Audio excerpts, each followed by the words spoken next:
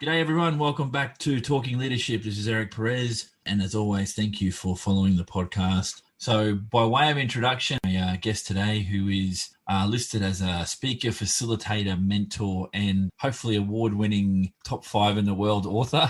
We can talk about that through the podcast as we go along. Can I welcome to the podcast Mike House? How are you, mate? I'm well, thanks, Eric. Thanks for the invite. Mate, thank you for coming along. So before I get into the first theme, and because this is hot off the presses, you've just published a book entitled Unshakable, More Than Resilience. Can I get you in 200 words or less to give us a bit of an overview of why you penned the book, mate? Yeah, so I think, thanks for the question. The book's really recognising that one of the big challenges for leaders is that we face moments of impact. So they're anything that can come along and disturb our equilibrium or our direction, and they can be short or long term. So we're still in the middle of COVID, which is a long-term and widespread moment of impact, but it could be a more personal one too. And it's really acknowledging that we are shakeable, but with the right kind of tactics, we can build a sense of certainty within ourselves and within teams and within organisations rather than having to look to external circumstances for that. Do you think by and large the majority of our businesses and industry leaders have adopted or adapted well to what COVID-19 threw up, or was it a curveball for everyone in the world of work? Just from your perspective, Mike, of course. Yeah, so, I interviewed a number of leaders and experts around the country and internationally for the book, and I didn't speak to anyone where there wasn't some sort of impact and being taken by surprise. And that's the nature of these kinds of situations. A moment of impact by definition, we're not expecting it. It's not like you or I are sitting here anticipating the next thing that'll come along and rattle our cage. If we were, it wouldn't be a surprise and it probably wouldn't have much impact. What I saw was organisations and leaders adapting very, very quickly and mostly very effectively. I think there's a looming issue now in both mental health. There's been some challenges, I think, for many people in the wash up of that and transitioning out of working from home back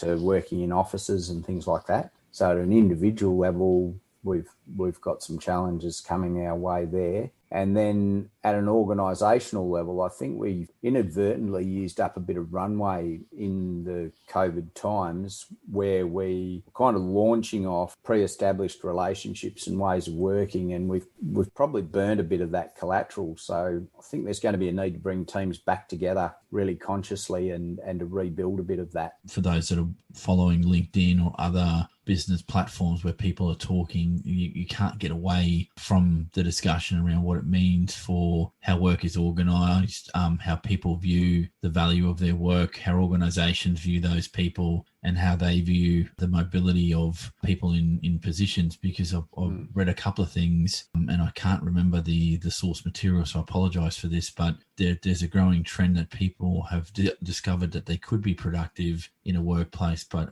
would like to work more from home if they could. And that flexibility in jobs only has come up through COVID-19 because the circumstances forced some businesses to do that. It wasn't done for the sake of the well-being, not necessarily long-term of the employees. It was a reaction to the environment. And now that this is more about people in work, not responding to the calamity at the start, I think it's going to raise a lot more thorny issues as we go on. Does that ring true for you, mate? Yeah, look, I think so. We all, at an individual family level and business level, made a lot of adjustments on the fly, and working from home was one of those where, we've just got to find a functional solution to this. You can't afford just to shut down and give up kind of thing. It's been the same with IT. There's a lot of organisations I've spoken to that have rolled out quite substantial IT programs and changes that have basically helped them to stay in business and stay connected to their teams. But a lot of that's been done very, very reactively. So I think, part of the work that's to be done now is backfilling that and thinking, if we were actually choosing this as a way of working, how would we structure it? What would it look like? How do we answer? There's a couple of commentators in Western Australia here that have made some really interesting points about things like insurance and, the cost of running your home office and how does that, who wears that and how do you equip it, and, cybersecurity and all sorts of stuff that arises from people working remotely. And they're all things that can be solved. we didn't think about them in a whole heap of detail when COVID unleashed. It was just like, right, we've got to get this done. And I think that's some of the work that we'll see in this next kind of year. I think some of that stuff will be a bit more closely examined and bedded in a little bit more thoroughly. Yeah, mate, appreciate your thoughts on that. And I think just to end this so we can get on to the podcast and talk about you, not about COVID, is I think it's incredible how much the survival instinct kicks in, and then you worry about the detail after. So keeping the place, your business afloat, and keeping people in employment was the priority, and that's necessarily a good thing. But then all of the operational issues that you talked about, particularly security of information and who wears what costs, they're things that, again, these discussions weren't probably being had to the extent that they're being had now pre-COVID-19. So I think it's thrown up a whole lot of issues that are going to be here long term. And I reckon for those that are going to be historians of what's happened over the last few years, the amount of topics around what COVID-19 has meant is going to mean a whole lot of movies and books and other things written about how everyone dealt with this thing. And it's going to be interesting how people react, because it's drawing on real life to come up with some narratives, and hopefully doesn't delve into the world of fiction about how we've responded, because the black and white of this is not there. It's a whole lot of grey, and some people, and I can put myself in that, working constantly in that grey area is not comfortable.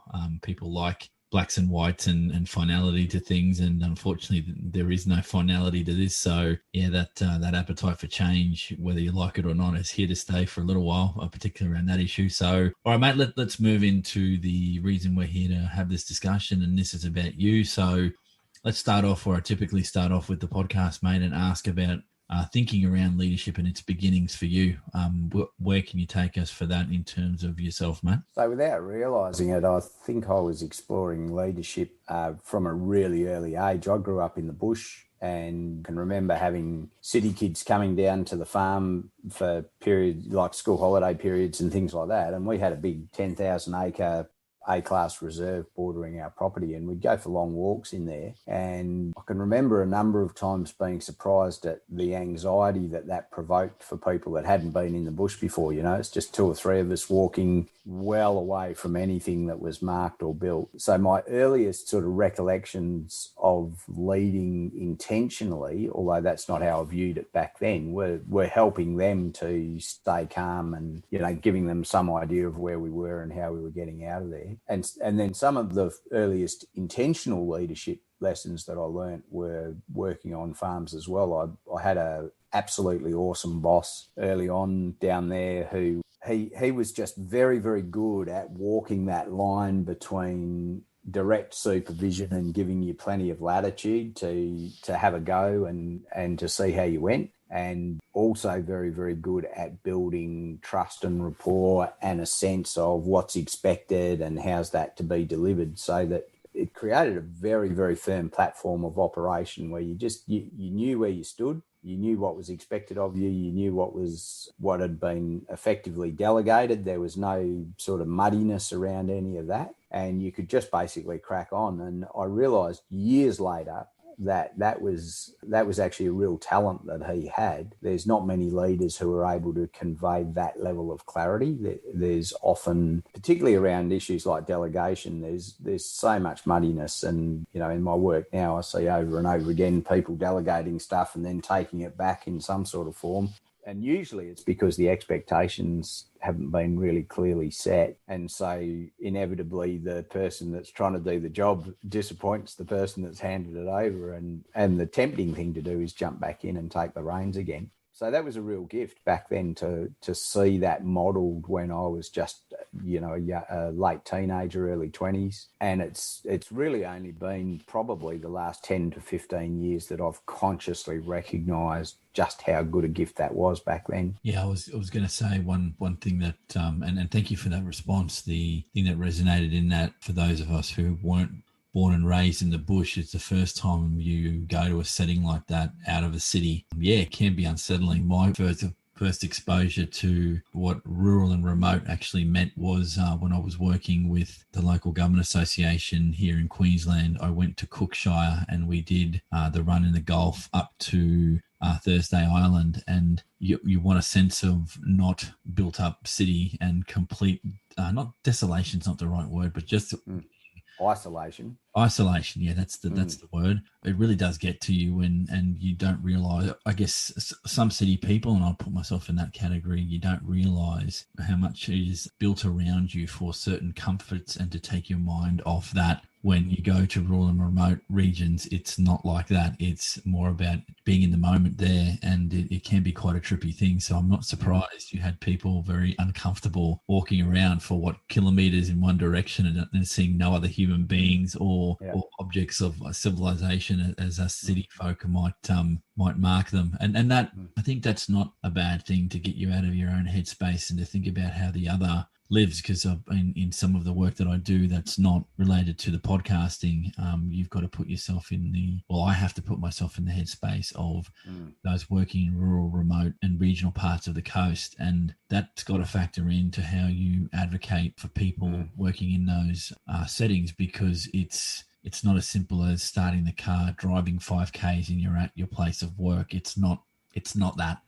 And until you've actually lived it, you can't make, not that you can't, I think it's difficult to make that connection. So definitely that resonated with me. I hope those young people that went out with you have continued to value what it is to have rural and remote areas, because in some ways you don't want them to be like urban centres. They need to be like that for a reason, and I think there's some value in that. Anyway, let me ask you the next question, mate, and this is around a couple of distinctions, if you think there is a distinction between leadership and management. Is there a cutoff line there for you? Are they morphed together or something different? Look, I think they definitely blend, Eric. There's places where they overlap, but for me, the distinction is pretty clear. So I think leadership is really about people and management is about tasks or transactions. There's no business on the planet that can operate without exchanging some kind of value in exchange for other value. So, we've got to build something, make something, offer a service. That has to happen. And the role of management is really about the looking after of that. So, do the books balance? Are the targets being hit? Are the goals realistic? Are the people sort of in the right place at the right time doing what they're meant to do?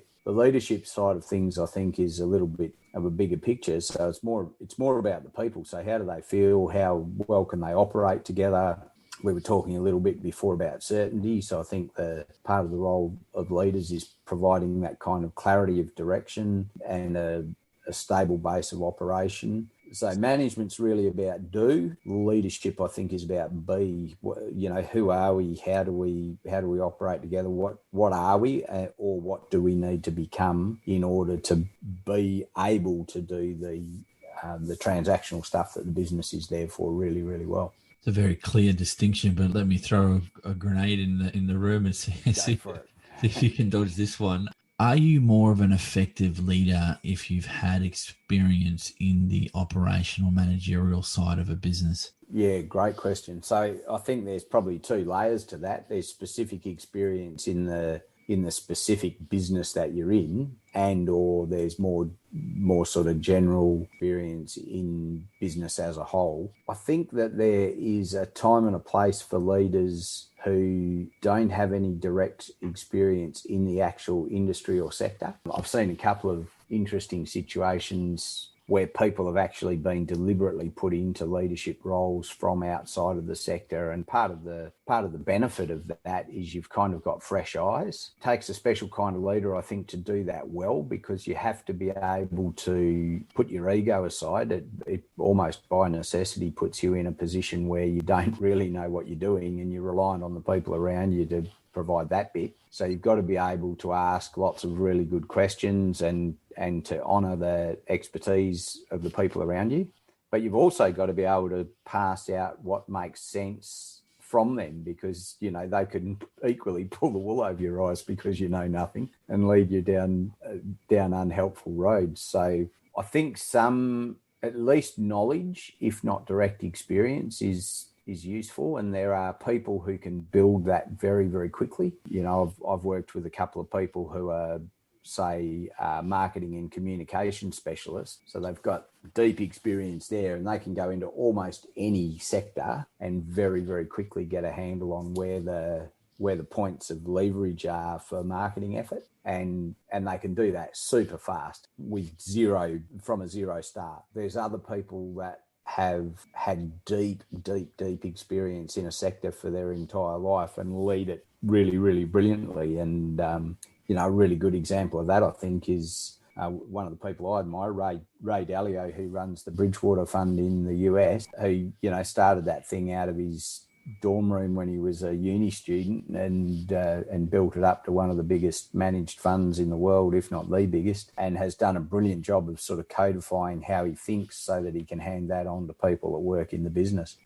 That's a great example of someone that's been right from the ground level all the way through the business to now leading a substantially sized organisation, both in terms of the capital it commands, but also the number of people involved. One thing around the leadership management dynamic, and you've touched on it, and others have on this podcast as well, is that it's more a continuum where at one end you're leading and at the other end you're managing. And you could actually maybe call it we're all leaders to one degree or another. We're just asked to activate those knowledge, skills and abilities around that, depending on where you fall on that continuum particular role. And I reckon there's something to be said for the industry context in which you operate can be a big deal around the leadership management split, because if you're in an industry, let's say engineering or IT, where there are big numbers of people and you've got to lead teams and you've got to do that at that managerial level, you have to display certain leadership capabilities to make those teams function, because the leaders, obviously, if you're working with hundreds of people, you can't lead them all in one go. And so you're relying on your managers almost as an extension of your leadership capabilities to do the same with their teams to achieve certain outcomes. And I think there's a lot of, you said before, letting go of ego, definitely from the leader, to allow and give some wriggle room for managers to act as leaders, because they're going to have to do both those things. And offline, we talked about COVID, and we did at the start of this podcast, and I think that's going to demonstrate who are the more effective leaders through their response to a crisis situation. Now, I guess the unique thing about COVID, if there's anything unique about it other than that it's becoming an annoyance to live on a daily basis for everybody, is that from a business perspective, I think we all got hit at the same time, and we can all be given a pass for how you reacted to it. It's the longer term adaptation to that that's going to parcel out who's effective and who's not. That's only my one perspective. And if you're a follower of LinkedIn, COVID-19 is a key topic, and it's trending all the time, but not from a health perspective, definitely from a business management perspective. And why I brought this up is trying to segue into the next theme for you here, Mike. I've called it the lonely road of leadership. And the reason I put that in there is that when I was thinking about this, when I first started thinking about leadership in my postgraduate studies, and now as I've talked to individuals and asked them to think about that particular topic, I reckon it's as lonely as you want to make it, but at times it's all about the leader to make a final decision that at some point you're a leader, or you've been promoted to leadership, or you've started your own business as an entrepreneur. Essentially, the buck stops with you, and sometimes decisions have to be yours and you have to own them. Do you think it's as lonely a road as you make it, or is it that way because of the nature of what leadership is? Look, I think it's a bit of both in my mind, Eric. So I think there's definitely elements of leadership. They're burdens born particularly by the leader, and you gave a couple of great examples there.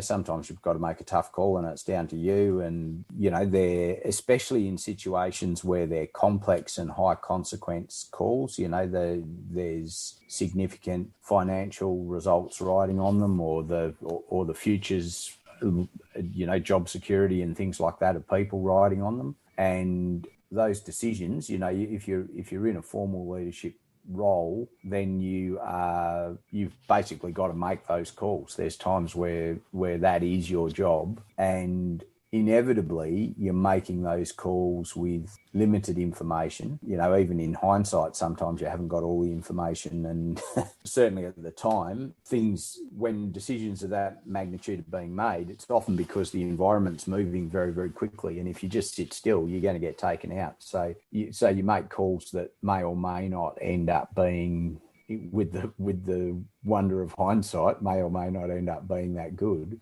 And they do sit entirely with you. I've only met a few leaders that genuinely and explicitly state that. So I worked with a fantastic CEO once who was very, very good at clearly calling out when that sort of decision was on the table. And, she would say, look, I've heard all of your points of view and I've taken them into account, and here's my decision. Some of you won't like it, but I've got to make a call. This is what it is. So now we've got to execute on that. And if you want to be upset with somebody, be upset with me. And I thought, wow, that's pretty broad set of shoulders to call it out that explicitly. So I think there's parts of the burden that are really acutely felt by leaders, and it's really only people in those roles that can genuinely understand that. Like, people outside it can empathise with it, but it's pretty different actually being in those seats. As far as loneliness, I think that's quite a separate issue, and historically there was that very sort of particularly in British-based culture, that sort of sense of leadership being several steps removed from the other ranks kind of thing. One of my great-grandfathers was involved in some early exploration in Australia, and his diaries frequently refer to, 3 or 4 people that were clearly of note, and some men. So there's these 3 or 4 named by name, and some men. And you look at the detail of the logistics of the operation they were running, and some men were probably 50 or 60 blokes. It was a huge company of people, but there's that sort of hierarchical and rank and culture and class separation between them that was really clear back then at the sort of turn of last century. That's dissipated a whole lot, and thank goodness for that. But I think there are some leaders who still choose to hold themselves quite separate from people, and who view sort of engaging at a really deep and empathetic level with the people that they lead as too vulnerable and too risky. And look, there's definitely risks in there. I think Brené Brown says a lot about vulnerability, and how pretty much any time you put yourself in a vulnerable position, someone could take advantage of that. But the benefits of it, I think, are much greater than the potential risks. And if you operate in that way, with deep empathy and connection with the people that you lead, then it can't possibly be lonely. There'll be lonely burdens to bear, but I think that's a very different issue. Measuring success. Now, I asked this initially, some podcast guests and some listeners sort of drew my attention to, well, they're going to say KPIs, or it's going to be something monetary. Why I ask about measuring success is I think it's a whole lot more than just that. And that's my perspective for me. And this has been, I guess, it supports a bias of mine that you're going to get to the kinds of roles that some of us have as leaders, that your success measure has to be how you bring up the next generation of people in your business, and how you help them develop their leadership capabilities. Now, I'm not suggesting for a moment that any one leader is going to help you be the best leader you can be, because I reckon for me, and this is only a personal observation, I've become better at that craft of leadership myself by learning from others and asking others to give of their thinking as open and honestly as they can, and then to ask them about their own stuff and how they fix those, versus ones that I've been at the center of and how I dealt with them. And for me, it's a very community-minded way of learning, as opposed to learning on your own, because I don't think with how connected we are as people, you can escape that. So getting back to the question for you, Mike House, what are your measures of success? So for me personally, there are a few, and they kind of move around a little bit in terms of their order of importance. I don't hold any of them especially higher than the others. I think they've got to be in balance, and that means that sometimes there's focus on some more than others. So for me, a fairly significant measure of success is my relationship with my wife. I've been married nearly 26 years, and I think that if you can, I've seen and met a lot of people who have extremely successful businesses, and they've basically blitzed their marriage along the way, and they're either in a very unhappy one or it's ended long ago, and sometimes they're on their sort of second or third lap around that. So for me, I think that's one big measure of success is being able to sustain a healthy and happy relationship that's not within the business. There's obviously business success, as in KPIs and dollars and all of that. And for me, that's actually something that I've come relatively late to. I spent a lot of my history in human services organisations, and it's a comparatively recent journey to be operating my own business, and I'm quite driven in that area now. And, from my point of view, I guess there's an element of why would you want to waste your time? If you're going to do it, you might as well do it to the greatest possible success that you can manage in a sustainable way. And then the last part is the impact that I have. Both my business is obviously focused on building leadership capacity. And so for me, the monetary success comes directly from, am I doing that well? Am I building the capacity of myself and others around me to lead better, and particularly to lead in uncertain environments? And that one's a little bit interesting because you don't necessarily have a very tangible view of it. There's times and places where you do very directly experience the impact that you're having in that realm. And there's other times and places where somebody might listen to this podcast, for example, and get some little gem out of it that made a massive difference for them, and I'll never know about that. So there's partly that's a mindset, I think, is to be oriented towards what's the legacy I'm leaving. When I'm done, what stays behind, and part of that impact for me is other people who are leading well, in part because of things that they've got from me. For those listening, I don't profess to know Mike for many years, but based on reading your book, I think that last point around wanting to do something for others comes out quite strongly in your latest book. I think it makes that point that you've got to center yourself and then get strong before you can center and help others to do the same. I think it's quite a good legacy, and whether it's writing a book or doing a podcast or whatever, if you can get someone to listen and just even reevaluate a thought around the leadership process, I've had a success here, and hopefully people can say, hey, Mike House was talking to that other bloke, because the podcasts are about my guest, not about me. This isn't the leadership musings of Eric Perez, because I'm still learning here. So hopefully people can draw that away. And very much linked to that, Mike, is that idea around leader capabilities. Now, you've hinted at a few, but I'm not going to spell them out because I think I know what they might be or what look like, but I want you to tell me what you think they are. And again, in no order of importance, do you have a suite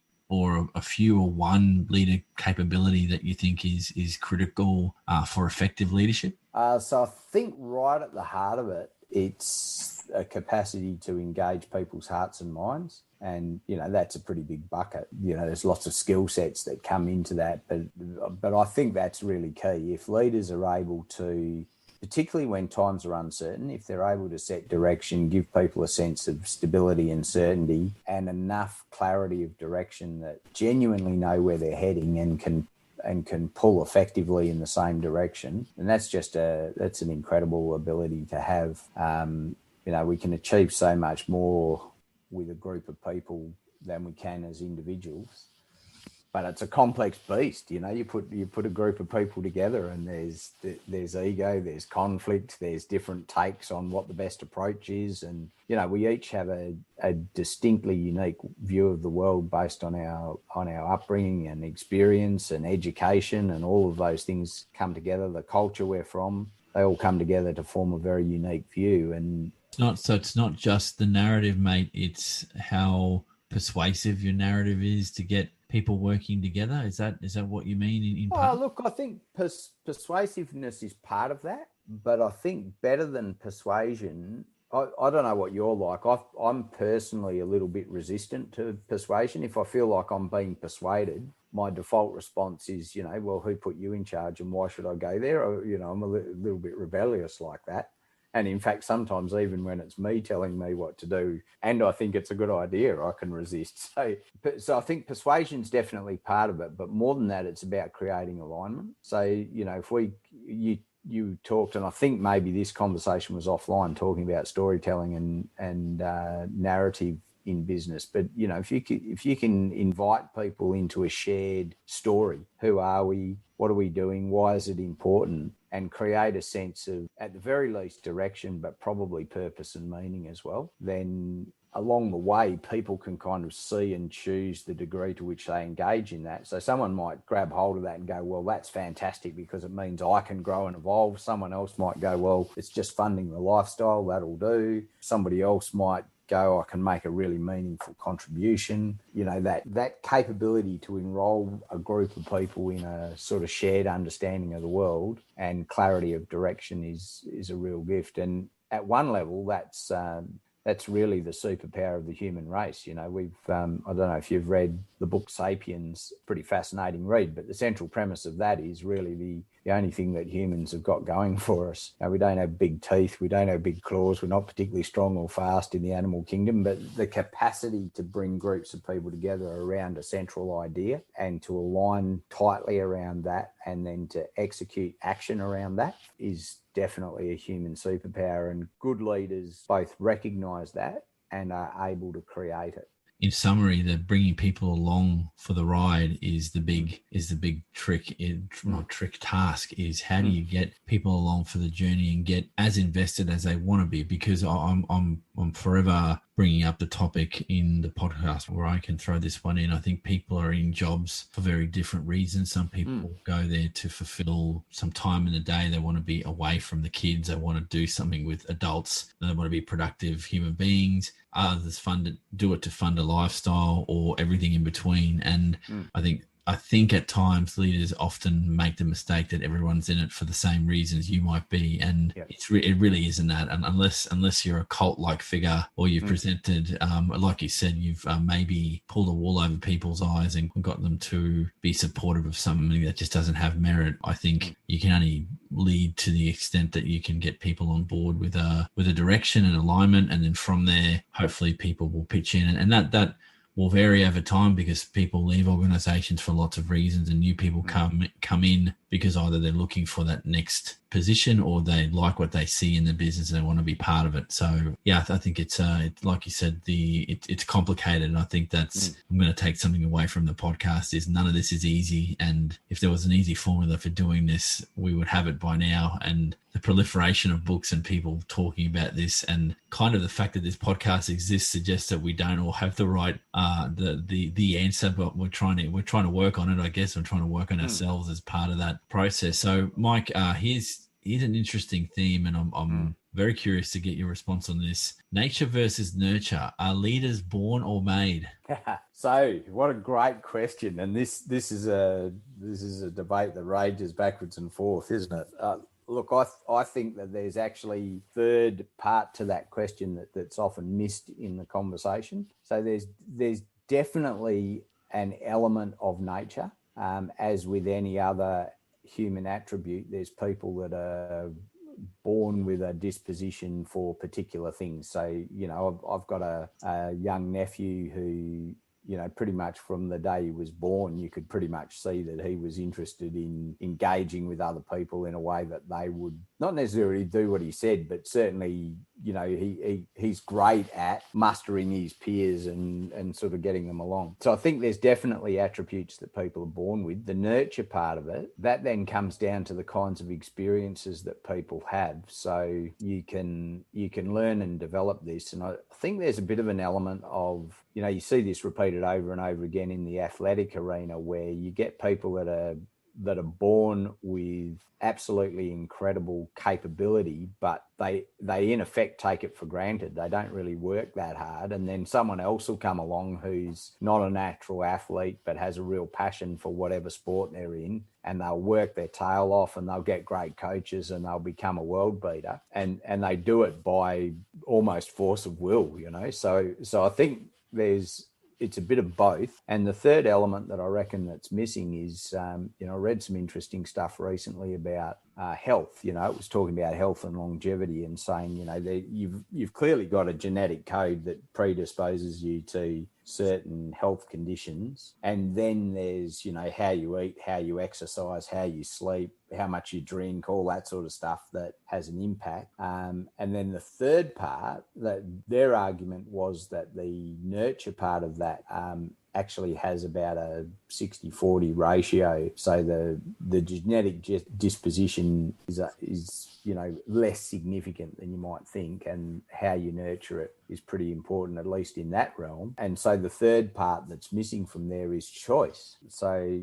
I could be predisposed to be the best leader on the planet, but if I make a choice not to lead, then I'm not a very good leader. And if I make a choice not to immerse myself in the best thinking and development that I can find and enhance my skill and learn from my mistake, then I'm not going to be a very good leader either. So I think choice is the element that's probably missing from that question. And for me, I think the important piece here is we all lead, Eric, I reckon, if only at the level of leading ourselves. We all lead, and that even leading ourselves takes courage. How do you show up in your own life? How do you decide? How do you set direction in your own existence? And potentially, even if that's where your responsibility starts and stops, even that has echoes and ripples out into the people around you. At the very least, your family and probably the people you work with and other people that you might encounter day to day. So I reckon we're all leaders in that regard, and it's useful if we choose to do it well. Yeah, sure. And I guess one thing with the podcast that I'm trying to address, hopefully later this year, if I can get some people that want to have a chat to me, is around leadership in the volunteer space. So it's not always about leadership in paid positions, and that seems to be what I've been doing to the moment. And I think I need to extend it out. And this is, we go on this learning journey. And if I'm any good at being a podcaster, you can find out where you try and produce something better. And I think talking to people that in the volunteer space as well as the sporting arena, because one thing that's come up very clearly through most of the podcasts is sports have been part of people initially saw their drive to be a leader or an organizer or the person setting the agenda, if you don't want to call them a leader, but just the person with enough nous to do that. And it would be interesting from my perspective to get onto the podcast coaches and team captains and those that are in sporting teams but not necessarily leaders to do sort of a 360 analysis. Well, you're on a team but you're not the captain or the coach. What's your view of these people? What do you want to see in a leader on the field? What do you want to see as leadership from a coach? Because coaching is a form of mentoring, but you could also call that a form of demonstrating leadership by demonstrating what good and effective practice looks like versus what not so great practice looks like. I mean, that's why you've got a coach that trying to give you the formula for success. And so there are areas that I think I need to touch on, and I'm more convinced of that now with this, that response to the nature, nurture, and the choice element, because we are all human beings and we don't have to choose to be leaders. And even if you're never that in a formal sense, if you've got a family or you're looking after people, you're looking after elderly relatives or whatever, you're in those roles, whether you want to call it that or not, doesn't necessarily have to be driven by making a buck at the end of the day. Mike, this has been a very interesting conversation. And before I let you go, I have to ask the following. It's a bit of hindcasting on your part, if I can ask you for this last favor. Looking back on your leadership pathway, what would you tell a younger version of Mike House about being a more effective leader? Yeah, that's such a great question. I think it would come down to courage, Eric. I look back on various situations over the past and think, if the times that I've acted with courage and followed an instinct and just gone with that, it's been usually pretty profound. And there's times where I was younger, particularly, where I would go, I don't know, and I'd kind of waver in my own conviction, I guess. There's something about standing in, certainly for me, when I stand in my own conviction and work from that space, there's definitely a big element of fear and doubt that comes with that. And for me, that's part of the definition of courage. You know, you can't have courage without fear. So in those moments where you kind of feel yourself wondering, you know, lean in, step forward, have a crack. If nothing else, you learn a lot. And quite often my experience is that it works out really well. Thank you for joining us again. And I'll put a link to Mike's new book, Unshakable, The More Than Resilience. For those listening, this has been Talking Leadership. Thank you for listening, and I'll catch you all on the next podcast.